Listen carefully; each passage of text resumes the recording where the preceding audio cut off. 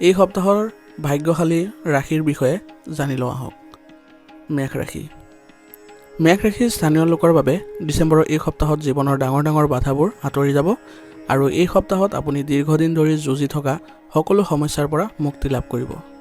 ইয়াৰ উপৰিও এই সপ্তাহটো স্বাস্থ্যৰ ক্ষেত্ৰত বহুত ভালকৈ চলি যাব।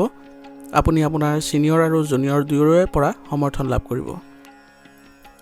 আপোনাৰ বাবে অতি শুভ আৰু সফল সময় হ'বলৈ গৈ আছে এই সপ্তাহটো। চাকৰি বিচৰা এই ৰাশিৰ থলুৱা লোকসকলে নতুন সুযোগ লাভ কৰিবলৈ সক্ষম হ'ব। ইয়াৰ বাহিৰেও কৰ্মচাৰীসকলে পদোন্নতি পোৱাৰ সম্ভাৱনা থাকিব। তাৰোপৰি প্ৰেমৰ সম্পৰ্কটো মধুৰতা বাঢ়িব।